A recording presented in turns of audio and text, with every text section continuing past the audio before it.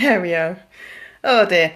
Right, good morning. And so today, hello, Sophie. And today I'm doing an expenses Q&A. So that's what I'm going to do. So, Sophie, if you've got a question about expenses, I want to say that this is for sole traders, particularly if you're doing a lot of online and you're doing digital stuff. Hi, Sophie. And so it's rather than sort of if you're a cleaner, a plumber, or an electrician, or you've got lots of employees. I'm not doing Q&A for that, but so it's just expenses. If you're a one-man band business, one-woman business, and you're doing your tax return soon, or you're going to be doing your tax return soon, then just ask your Q&A about expenses. Hi, Alan. So.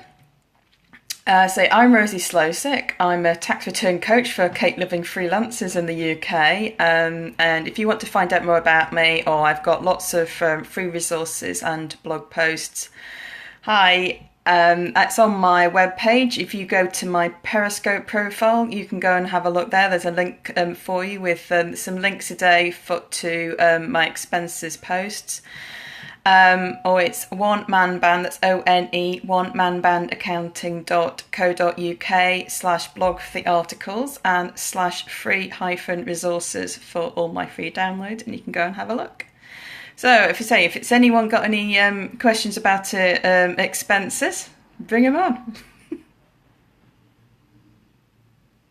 We're doing well, it's quiet for a Wednesday morning. What about you, Alan?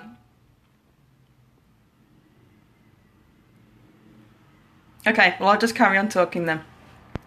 So, the main thing about expenses, often what I get is people think that actually all costs in your business are expenses, and actually they're not.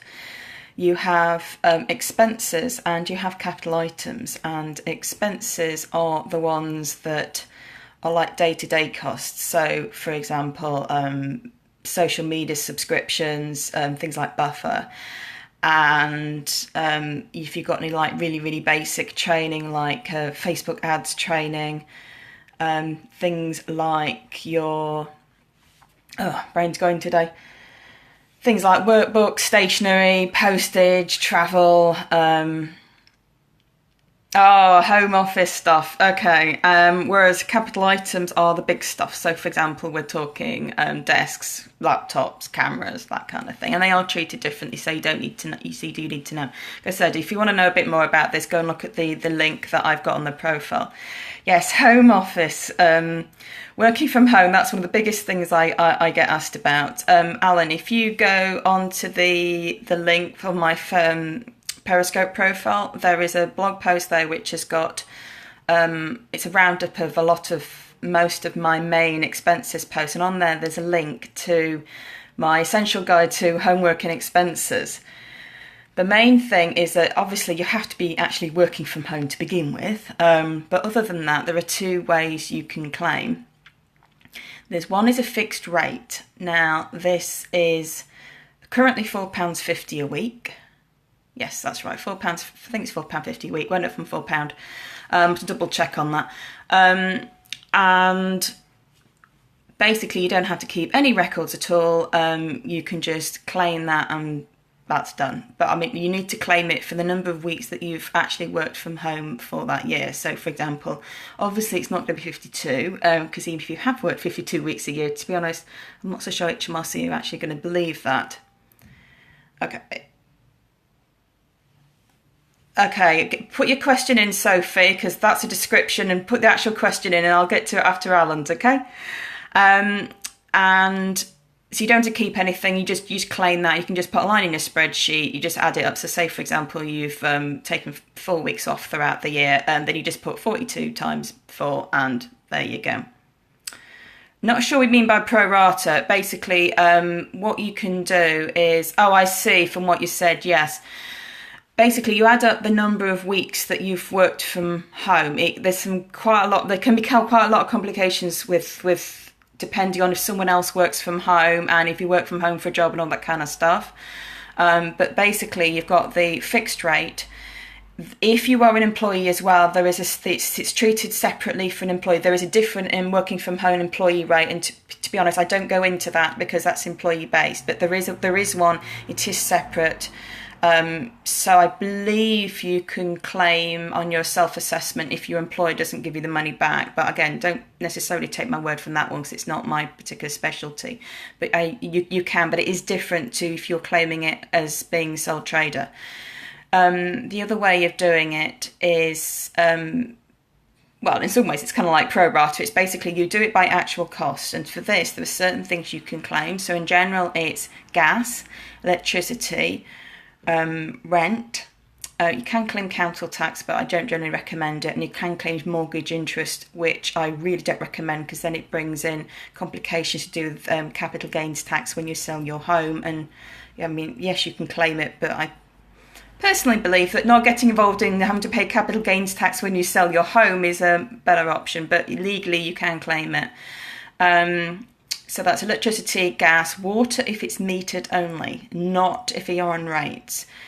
And generally speaking, unless your business is actually dependent on internet, and by that I mean you're not capable of delivering your service without the internet. So for example, somebody who does live streaming for a living, who has to deliver the videos through an internet link. Somebody who does blogging for a living, where you cannot, like for example, write it down. You have to do it through a blog. In general, it's probably the same for you. Roughly, you need to go. Hi, Madam Octopus. You need to go and look up to see what the situation is in Turkey because this is the UK. Different rules.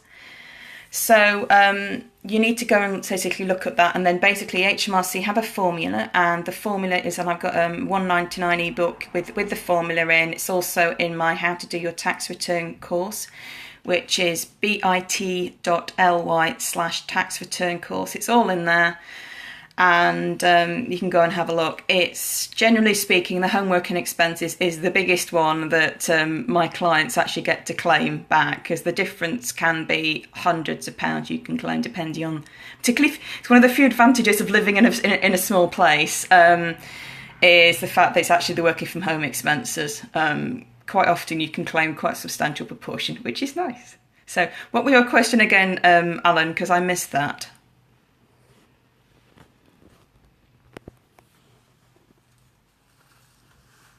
Something about capital items.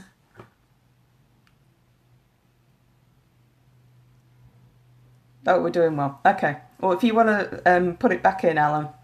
And thank you very much, everyone, for all the hearts. So, from what you were saying, Sophie, is basically you need to work out. You can, but like I said, basically it can get quite complicated. So okay, first person to block, excellent.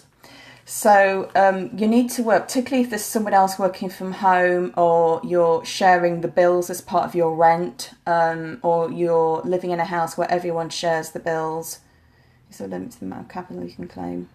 What do you mean by capital? Do you mean capital items based on turnover?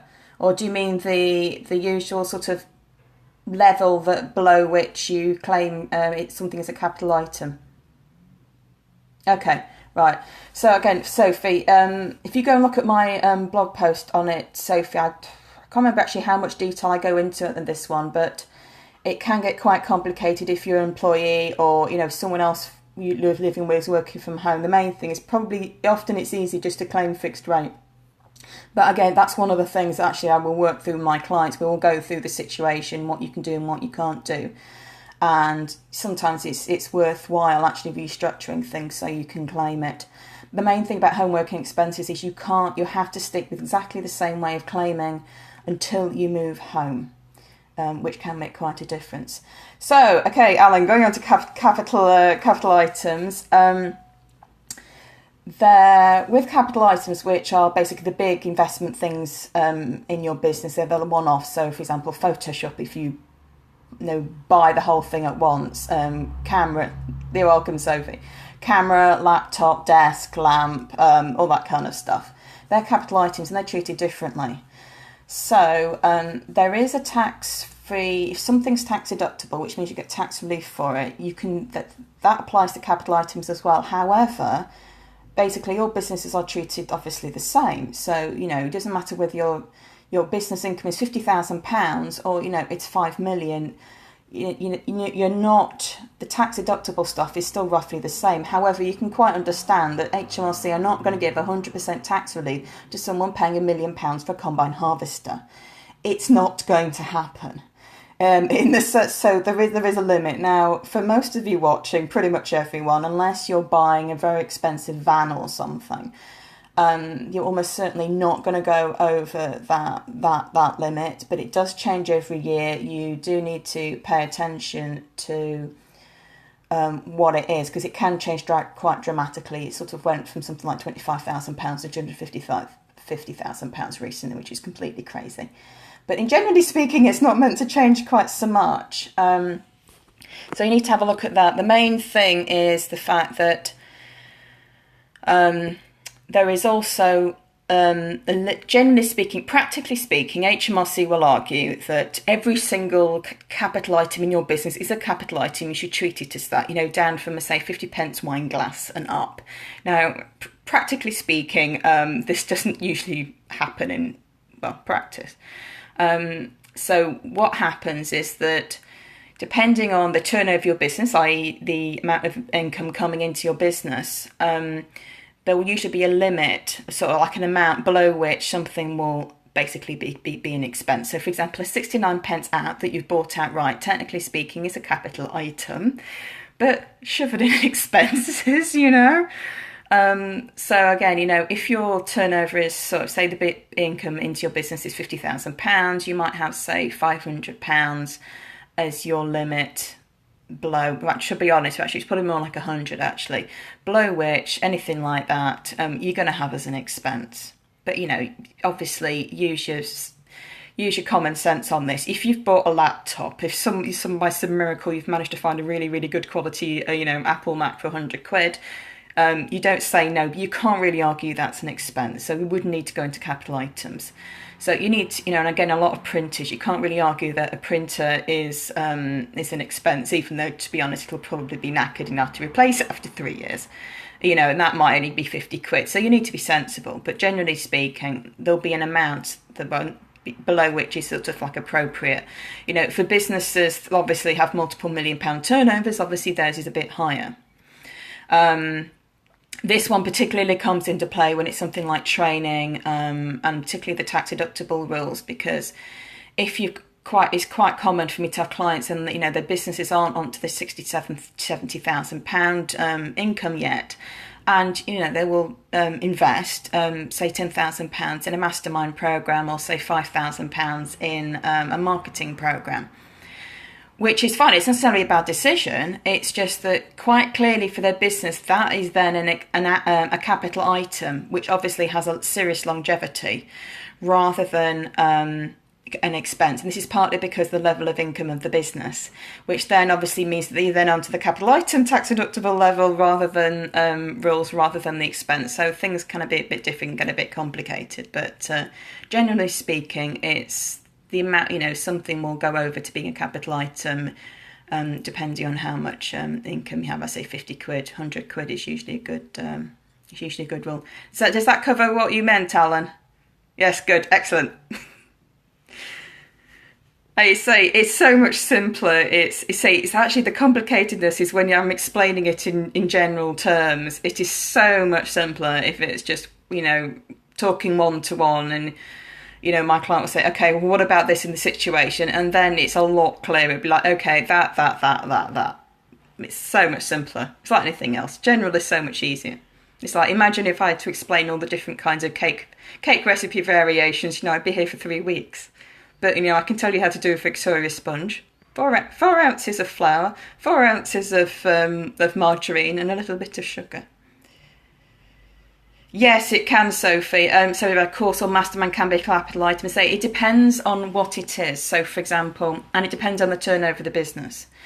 So, again, I know, so for example, Catherine Watkin has got a brilliant mastermind program, and the last time I checked, she charged £10,000 for that. Now, if someone's got, Catherine has got, well, I don't know, but I would assume that at this point, Catherine's got a turnover of several £100,000.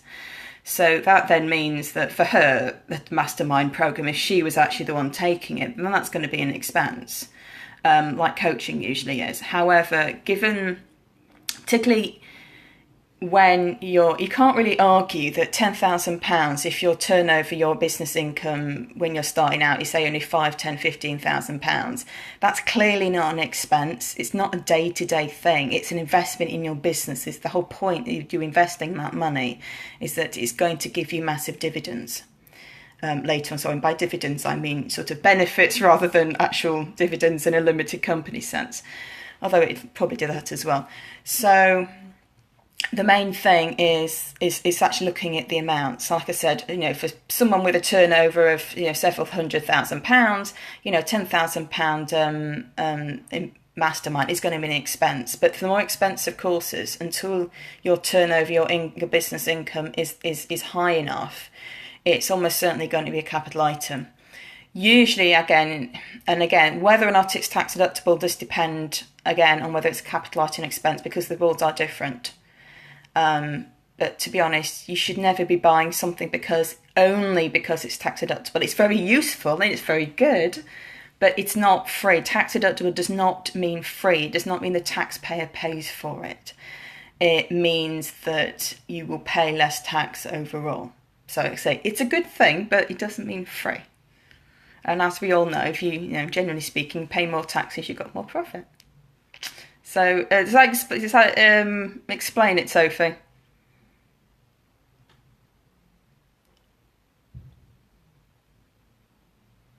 Okay, well, while Sophia pops up, because I know there's a delay on this, you can see in the background there, that's my Leonie Dawson post. And now, for example, excellent, brilliant. So, for example, her program, I think that's about 450 Australian dollars, which I think is something like £350 in British pounds, and that's in every year. So something like that, there would be a good argument actually for, even if you have a fairly low turnover business, by low here I mean sort of in the 3-4 figures, maybe even low 5. That's probably going to be an expense because it's a year by year thing, and yes, there's an awful lot of courses there, but basically you're paying access to the courses. You don't pay once and you've got the benefit forever. It is a yearly thing, and it's not on paper. It's a lots and lots of courses. So really, that's more of an expenses thing. So much of it depends on how the program is marketed and how it is. I know there's quite a few courses that I know of that, even though I know the person is benefiting from it from a business point of view, actually would count as personal because of how the marketing is. And sometimes it can be that way, because it has to look like a wholly and exclusively business thing. That's wholly with a W. So, are there any other questions?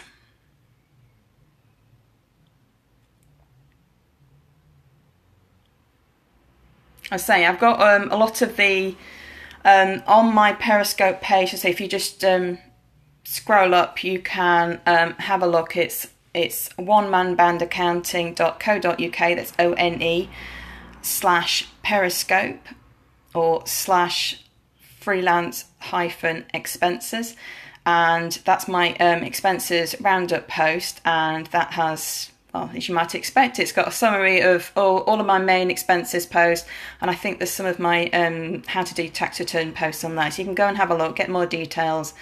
I think there's links there also to my how to do your own tax return course as well. Can you claim for books including on Kindle? Oh yes, you can. I mean they obviously need to be appropriate to the business. You need to know why. You need to show why you needed them. But yes, absolutely. Generally speaking, there's no argument in books. Yes, work related, but it's the same. You see, work related can vary quite a lot because, for example, I had a music journalist, and for her, NME was clearly a business expense. For anyone else, it would be no. I mean, there's no way I could claim NME as a business expense. It'd be like no. But for her, she's a music journalist, so she could. So even things like I had one client who was a lifestyle blogger earning actually quite a lot of money actually. I think she was high in the 60,000 to 70,000 pounds profit, and she had magazines like Red and Vogue and all of the ones you'd think you wouldn't be able to tax deductible. And I said for her, then she is. But I showed her, okay, this is how you can demonstrate, actually how you're using them for business.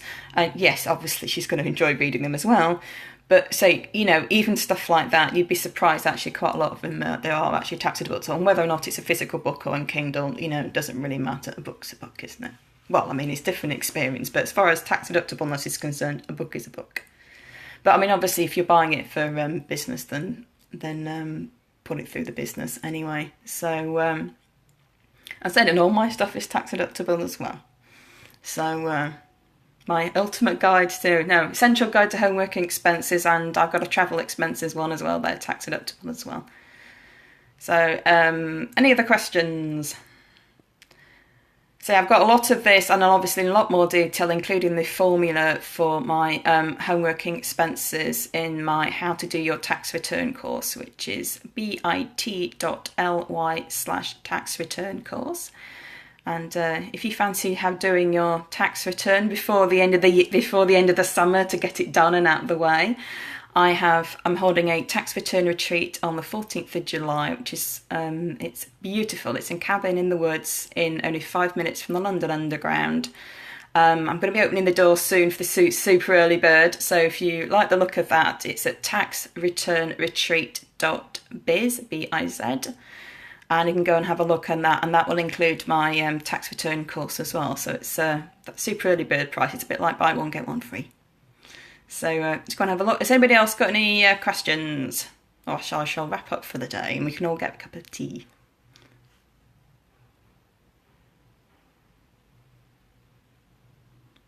Nope, looks like we're good. Brilliant. So I'm Rosie Slowsick. I'll go and get and put this on the Periscope page and replay later, and have a really, really great day.